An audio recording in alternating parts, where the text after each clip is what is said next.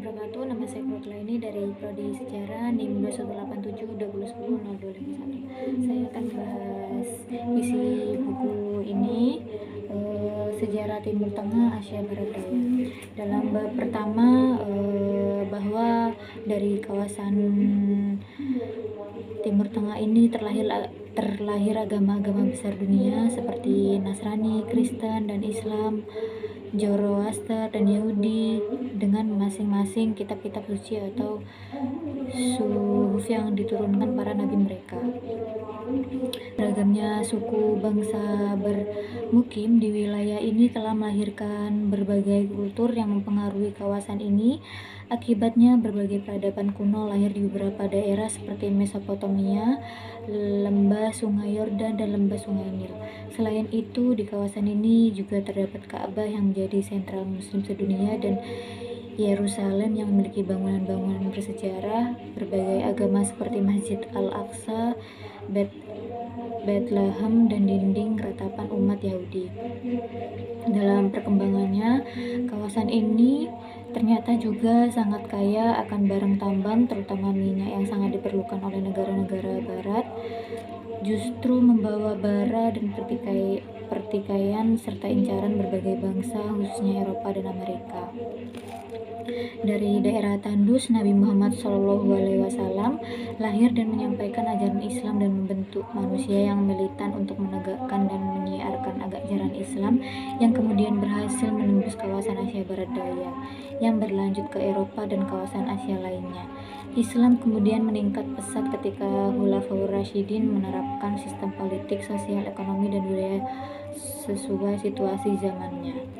Namun, godaan duniawi yang melanda tidak mampu ditangkis.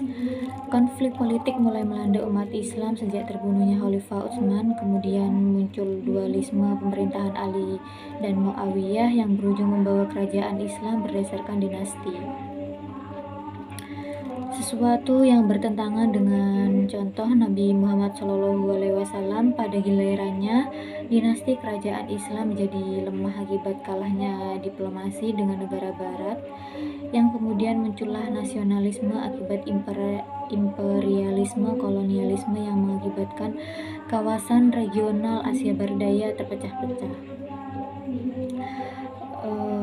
Tentang peradaban kuno yang ada di Asia Barat Daya, lembah sungai Eufrat atau Eufrat dalam bahasa Arab dan sungai Tigris yang berada di kawasan negara Irak sekarang membentuk daerah subur yang disebut Mesopotamia.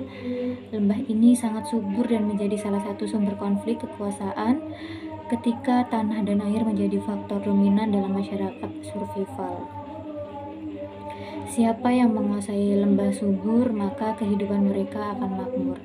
Sejak zaman purba, daerah Mesopotamia telah lama didatangi oleh bermacam-macam bangsa dan menghasilkan kebudayaan yang tinggi seperti sistem pengairan iptek, cuneiform, penanggalan, dan sistem religi.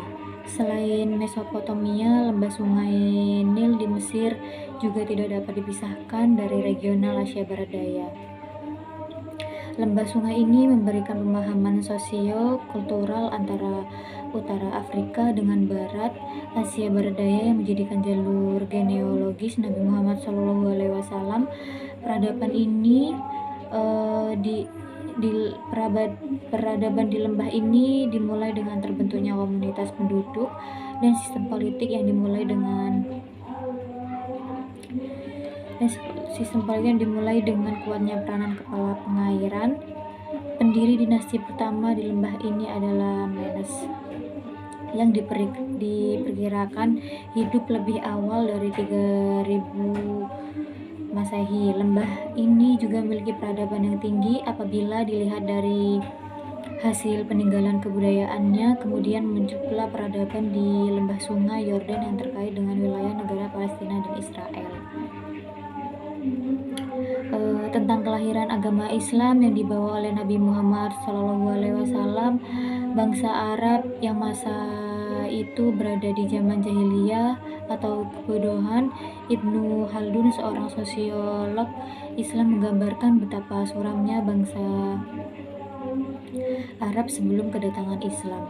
Dikatakan bahwa pada masa jahiliyah bangsa Arab merupakan bangsa yang tidak beradab, gemar melakukan perampasan dan perusakan. Mereka mempunyai watak sukar tunduk pada pemimpin, tidak mempunyai bakat untuk pekerjaan pertukangan atau bakat untuk mencerna ilmu-ilmu lain. Setelah Islam datang dan segala perjuangannya mampu membawa akhlak yang baik bagi bangsa ini. Banyak orang yang mampu dibina dan mempunyai militansi yang kuat untuk menyampaikan ajaran ini hingga pada gilirannya mampu membawa kerajaan Islam pada puncak kejayaannya dan peradaban. Melanjutkan kisah perjalanan Islam pada masa ketokohan Khulafaur Rasyidin. Pada bab keempat, Nabi Muhammad setelah berhasil membina karakter 4 tokoh Khulafaur Rasyidin, kemudian merekalah yang melanjutkan perjuangan Islam hingga Islam mampu melebarkan sayapnya di berbagai daerah. Dinasti Umayyah yang didirikan oleh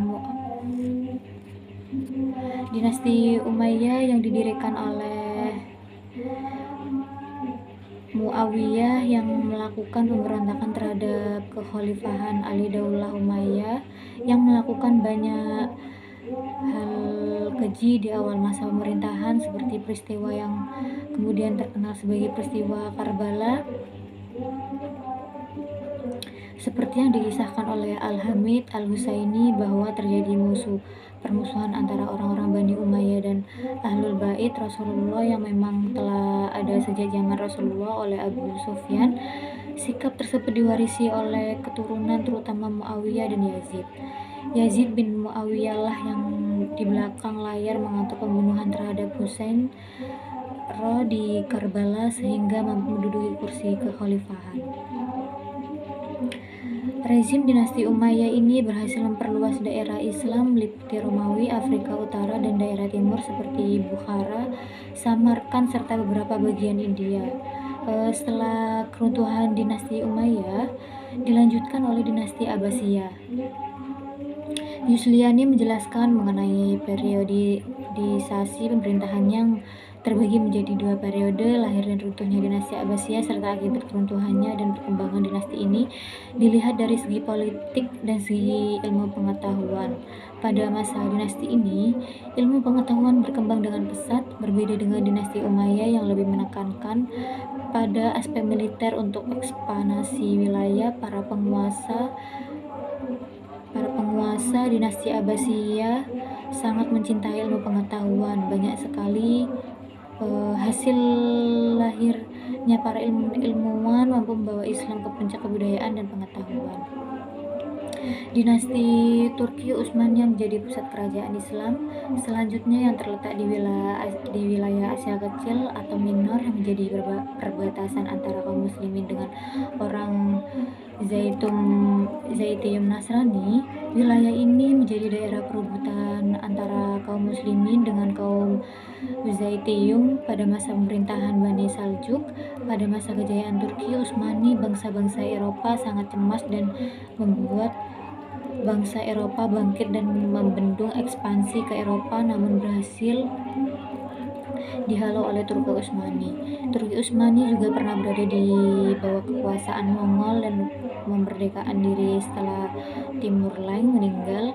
Pada masa kegemilangannya, Turki Utsmani berhasil menaklukkan Konstantinopel pada masa pemerintahan Muhammad Al-Fatih yang disebabkan oleh ancaman dari Kaisar Bizantium Konstantin untuk melipat gandakan pajak tahunan Turki Utsmani kepada Bizantium. Turki Utsmani yang berjaya selama 4 abad.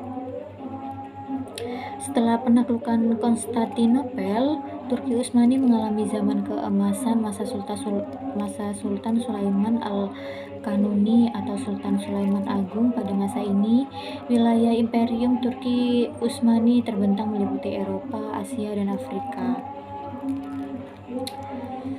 Turki Utsmani merupakan perpaduan bermacam-macam kebudayaan karena sebagai pusat negara Islam, banyak bangsa yang berdatangan ke sana dan membentuk satu kultur baru. Masa kemunduran dinasti ini akibat banyak pergerakan yang melemahkan hingga wilayah Turki Utsmani semakin menciut. Hingga pada tahun 1923, Atatürk memproklamirkan berdirinya Republik Turki dan menetapkan khalifah hanya sebagai pimpinan agama saja. Akhirnya pada tahun 1924, kekuasaan khalifah dicabut sepenuhnya dan khalifah dipersilahkan keluar dari istana serta diusir ke luar negeri.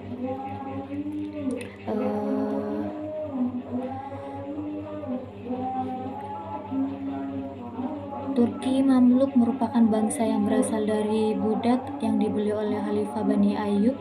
Masa perang salib untuk dijadikan tentara dibawa ke Mesir. Khalifah Fatimiyah berdiri di Tunisia yang kemudian berhasil merebut Mesir hingga wilayahnya membentang sepanjang pantai Afrika Utara dari Tunisia sampai Mesir. Ibnu Khaldun menandakan bahwa Ibnu Khaldun ini sebagai tokoh penting di masanya. Perang salib dimulai dari pemaparan kondisi Eropa pra-perang salib, proses berjalannya perang salib, dampak pasca perang salib terutama bagi dunia barat, dan Salahuddin Al-Ayyubi yang menjadi tokoh penting dalam peristiwa ini. Wilayah ini punya posisi silang karena terletak antara benua Afrika dan benua Asia dan antara Laut Merah dan Laut Tengah. Pembukaan terusan ini menimbulkan berbagai akibat dan pengaruh bagi dunia dalam bidang perdagangan. Munculnya nasionalisme bangsa Asia Barat Daya menjadi negara yang berdiri sendiri dan terpecah seperti Mesir, Irak, Turki, Israel, Syria, dan munculnya gerakan Wahabi di Arab Saudi. Hal ini diakibatkan oleh adanya imperialisme dan kolonialisme oleh bangsa Eropa. Sementara itu di kawasan Eropa menjadi Aufklärung dan dengan munculnya humanisme dan Renaissance akibat terjadinya kontak budaya setelah perang salib. Barat berhasil belajar dari Timur, Eropa menjadi sentra ilmu pengetahuan dua industri. Hal inilah kemudian membuat bangsa Eropa turut ikut campur ke dalam pemerintahan negara-negara Asia Barat Daya untuk menguasai sumber daya alam dan segala kepentingan mereka di sana. Organisasi yang ada di kawasan negara Asia Barat Daya yaitu Organisation Petroleum Exporting atau Countries dan organisasi Konferensi Islam. OPEC merupakan organisasi negara-negara pengekspor minyak. Anggotanya adalah negara-negara yang mengandalkan minyak sebagai sumber devisa negara. Munculnya organisasi ini akibat dari produksi 7 perusahaan besar yang didominasi oleh USA yang memerlukan minyak untuk produksi mereka. OPEC merupakan respon atas kebijakan 7 perusahaan besar tersebut yang ingin memperoleh keuntungan besar. Sedangkan OKI didirikan untuk membicarakan masalah Palestina dan Timur Tengah pada umumnya, namun dalam perjalanannya kemudian mencakup masalah internasional di negara mayoritas maupun minoritas Islam. OKI mempunyai peran di berbagai bidang seperti politik, ekonomi, dan sosial budaya. Ada 2 tokoh penting di negara-negara Asia Barat Daya, yaitu Muammar Gaddafi yang namanya selalu dikaitkan dengan istilah terorisme, dan Saddam Hussein, pemimpin Irak yang ditakuti oleh Amerika dan sekutunya, yang dihukum gantung karena dituduh mempunyai senjata pemusnah massal namun tidak terbukti. Kasus-kasus yang terjadi di daerah Asia Barat Daya yaitu Perang Irak dan kasus-kasus Teluk.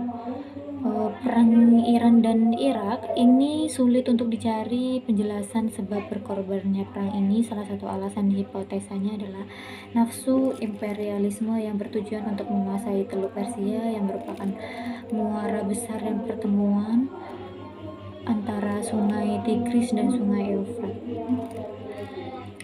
Hubungan antara kawasan Asia Berdaya dengan Indonesia yang telah ada sejak zaman Islamisasi di Nusantara pada abad ke-17 ke abad 18, setelah banyak ulama yang dekat dengan para sultan, mereka menjadi penasehat kerajaan, membuat hukum kenegaraan yang bersesuaikan dengan hukum Islam. Penduduk Indonesia mayoritas Islam. Salah satu kewajiban umat Islam adalah menunaikan ibadah haji ke Mekah jika mampu. Karena itu setiap tahun semakin bertambah kesejahteraan dan pertumbuhan ekonomi bangsa Indonesia, maka semakin banyak saja jumlah umat Islam yang menunaikan ibadah haji dan umrah. Di lain pihak, Arab Saudi selaku tuan rumah menetapkan jumlah jemaah yang diperbolehkan masuk ke negaranya untuk berhaji. Alasan Arab Saudi karena mereka memiliki keterbatasan ruang atau tempat serta sarana yang terbatas pula, sehingga tidak mungkin mereka menerima seluruh jemaah haji yang berdatangan dari seluruh dunia. Selain itu, mereka merasa berkewajiban memberi pelayanan yang baik bagi seluruh jemaah. Kasus terlantarnya jemaah haji di Indonesia tahun 1995 serta munculnya istilah paspor hijau memerlukan pemikiran serius kita semua. Paspor hijau dalam musim haji 2009 telah ditetapkan sebagai paspor yang harus dipakai oleh setiap jemaah haji yang akan menunaikan haji ke Arab Saudi. Kemampuan Departemen Agama Republik Indonesia, khususnya yang menangani urusan haji, dituntut kemampuan koordinatif sehingga tidak menimbulkan masalah-masalah yang lebih kompleks lagi bagi umat Islam. Berhaji adalah urusan ibadah. Refleksinya emosional, psikologis, mereka akan sangat peka. Jika hal ini diabaikan, manajemen dan koordinasi sangat perlu untuk ditingkatkan terus-menerus. Untunglah keberangkatan jemaah haji Indonesia 1996 tidak terlampaui banyak masalah, sehingga jemaah haji Indonesia pada tahun itu tidak banyak masalah. Namun, musim haji tahun 2008 cukup merepotkan umat Islam di Indonesia karena jemaah yang memastikan berangkat menjadi tertunda akibat keterbatasan kuota dari pemerintah Arab Saudi. Selain itu, ketidakberesan administrasi urusan haji di depan RI juga merupakan masalah klasik yang terus-menerus perlu diperbaiki.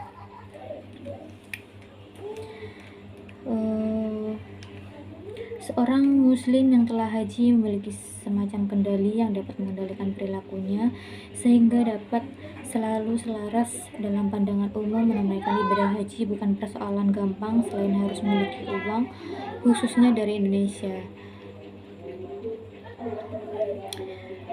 Juga pengetahuan dan kemampuan fisik serta kemampuan yang kuat. Sejarah kawasan Timur Tengah atau Asia Barat Daya memang menarik. Kemelut antara Palestina dan Israel saat mencemaskan Israel telah menyerang Palestina habis-habisan. Mereka menyerang kelompok Hamas, puing-puing, kehancuran bangunan berserakan, intimidasi terhadap penduduk Gaza kian meningkat. Yasser Arafat telah wafat. Fenomena yang lain, Irak di bawah Saddam Hussein dihancurkan dan Saddam Hussein telah dihukum gantung. Rafsanjani di Iran dengan kehidupan kenegaraan yang sederhana mulai melangkahkan negara Iran menjadi negara yang maju, dan menggantinya adalah Ahmadinejad yang dalam pemilu 2009 terpilih kembali. Turki memang sudah modern. Mesir sekarang berkesempatan menata ekonominya dengan lebih baik. Raja Abdullah bin Raja Hussein dari Yordania tampil menjadi penengah. Saudi Arabia tetap aman. Setiap tahun negeri ini kebanjiran tamu-tamu Allah yang menunaikan ibadah haji dan berkunjung di makam Rasulullah.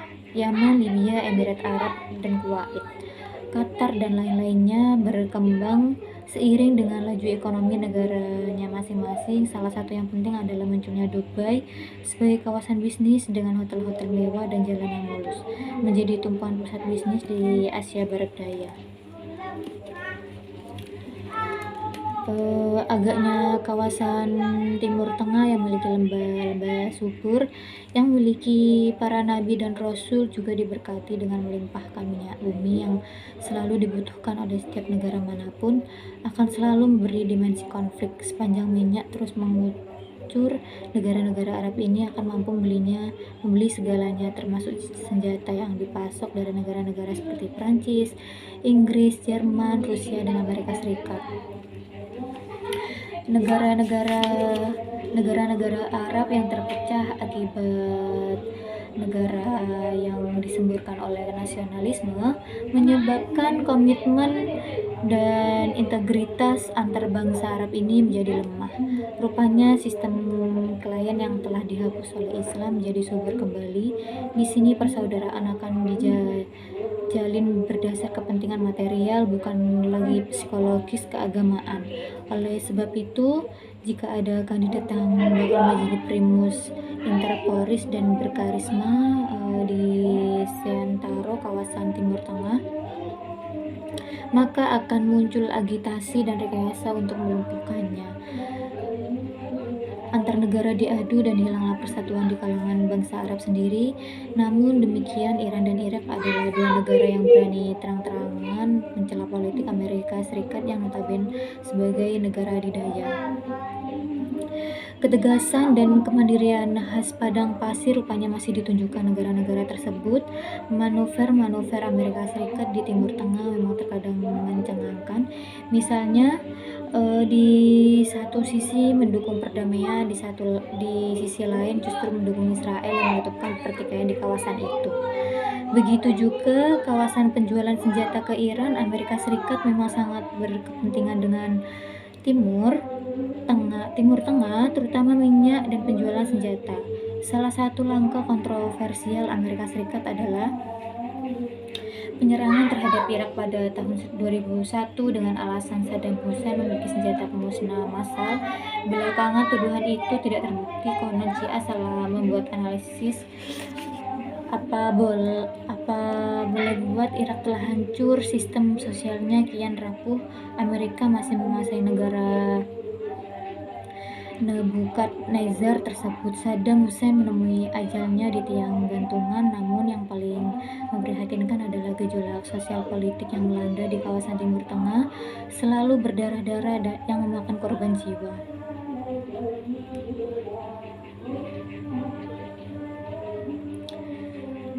Tidak heran jika seorang pemimpin tertinggi sebuah di negeri Timur Tengah juga ikut terbunuh dalam kisruh politik internal yang disokong oleh pihak-pihak eksternal. Sementara itu, yang paling diprihatinkan adalah belum selesainya masalah Palestina. Wilayah Palestina selalu menjadi ajang konflik kepentingan, khususnya antara Arab Palestina dengan Yahudi Israel. Anehnya, PBB dan Amerika Serikat beserta sekutu-sekutunya bersikap diam dan tak pernah menghukum Israel sebagai pelaku pelanggar HAM. Ketidakadilan dalam menerapkan sanksi hukum internasional pasti ada dampaknya. Tinggal menunggu bom waktu, karena kausalitas sejarah memperlihatkan kehancuran suatu bangsa besar disebabkan kezaliman yang dilanggengkan. Jika Imperium Romawi yang besar pernah runtuh, maka negara besar yang ambigu dalam menjalankan politik luar negerinya tidak adil dan dalam menerapkan sanksi hukum internasional. Berpihak kepada bangsa yang zolim, tutup mata pada pelanggaran HAM dan pelanggaran HAM sekutunya, maka kehancuran bangsa itu tinggal menunggu waktunya. Negara-negara di kawasan Timur Tengah saat ini sebagian sibuk dengan persoalan dalam negeri mereka. Tuntutan sejajar dalam segala aspek, utamanya ekonomi dan teknologi, tetap menjadi prioritas. Sistem pemerintahan yang sebagian berpola monarki ataupun presidensil dan parlementer tidak menjadi persoalan utama. Demokrasi versi Timur Tengah bukan bertumpu pada politik atau kekuasaan. Pada sebagian besar negara yang penduduknya mayoritas Muslim, Tuntutan mereka lebih diarahkan pada menepis jangkauan sekularisme yang menghancurkan akidah Islam. Meskipun tidak mengabaikan ekonomi, karisma ulama atau ahli agama Islam masih kuat berakar. Hukum Islam yang diterapkan di sebagian negara di kawasan Timur Tengah bersumber kepada Al-Quran dan Al-Hadis. Kitab inilah pedoman keadilan bagi mereka. Para wanitanya sebagian besar sadar akan tanggung jawab ibu rumah tangga. Tuntutan emansipasi mereka hanya kepada persoalan kesamaan pada bidang ilmu pengetahuan. Justru kendala yang muncul saat ini adalah mahalnya biaya perkawinan, karena itu seorang Arab harus memiliki uang yang banyak. Kasus ini khususnya Arab Saudi dan Kuwait. Kesan umum terhadap negara-negara Timur Tengah saat ini dilihat dari perayaan tersebut karena memiliki minyak bumi yang melimpah dengan mayoritas penduduknya beragama Islam. Terlebih Arab Saudi, negara kelahiran Islam yang sampai saat ini juga kebanjiran tenaga kerja, utamanya tenaga kerja wanita. Rupanya kawasan Timur Tengah selalu ramai dikunjungi dari masa ke masa, dari periode pengembara hingga periode modern, dengan landasan yang lebih baik. Namun, kawasan ini selalu diintervensi oleh negara-negara kuat. Dari waktu ke waktu pula teori domino efek kembali terjadi setelah revolusi Mesir. Husni Mubarak digulingkan oleh rakyatnya. Begitu juga dengan Morsi, dan sekarang Mesir masih penuh konflik di dalam negerinya yang berada dalam pemerintahan militer.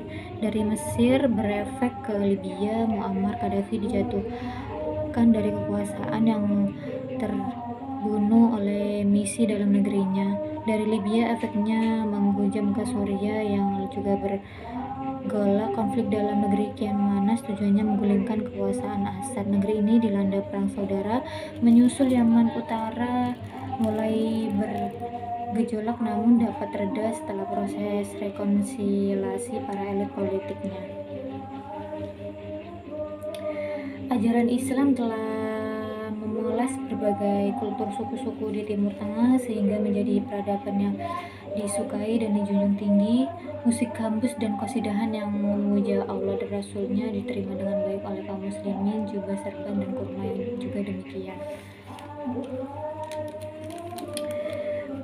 Sejarah telah mencatat pertumbuhan, perkembangan, dan perubahan. Dengan segala refleksinya, dinamika sejarahnya menjadikan kawasan Timur Tengah menjadi lebih dikenal sepanjang masa. Khusus bagi bangsa Indonesia, mayoritasnya Muslim di kawasan Timur Tengah merupakan kawasan yang menghasilkan ribuan ulama. Sejak beberapa abad yang silam menghantarkan bangsa Indonesia memiliki kawasan keilmuan yang sangat luas, meneguhkan keimanan kepada Allah Subhanahu wa Ta'ala, menjalin hubungan ekonomi perdagangan secara kontinu sampai hari ini. Bagi umat Kristiani, Yerusalem dengan Bethlehemnya juga menjadi bagian tak terpisahkan dari jejak-jejak dari Yesus from Nazareth. Hubungan dan pertautan Timur Tengah atau Asia Barat Daya dengan Indonesia yang telah berlangsung sejak ratusan abad yang lampau menunjukkan adanya hubungan yang sangat dinamis yang saling menggantungkan. Agama Islam yang dibawa perdagangan Timur Tengah menghantarkan masyarakat Nusantara menjadi dinamis, beriman dan berakhlak. Masuknya agama Islam ke Kalimantan tidak bisa dipisahkan dengan peranan kerajaan Demak yang membantu Pangeran Samudra mengalahkan musuhnya dalam perebutan kekuasaan kerajaan Banjar dengan syarat apabila menang nanti akan masuk Islam beserta dengan seluruh rakyat kerajaan Banjar. Setelah disetujui dengan kerajaan Banjar, berhasil dibangun oleh Pangeran Samudra dengan bantuan kerajaan Demak. Kemudian Pangeran Samudra mengubah namanya menjadi Sultan Suryansyah setelah masuk agama Islam. Hal tersebut berlangsung sekitar abad ke-16 Masehi atau menurut M. Idwar Saleh 1526. Sebelum Kesultanan Banjarmasin berdiri, telah ada kerajaan bercorak Hindu-Buddha, yakni Kerajaan Negara Dipa dan Negara Daha. Namun Raja Negara Daha pertama yang bernama Raden Sekar Sungsang sebenarnya sudah meluk Islam, dan anaknya yang bernama Sunan sudah menjadi santri dari Sunan Giri. Masuknya agama Islam di Sulawesi Utara, khususnya Minahasa, dimulai pada akhir abad ke-18 Masehi. Yang membawanya ialah pejuang-pejuang kebangsaan dan kemerdekaan di Belanda, di Pulau Jawa, Sumatera, dan Kalimantan.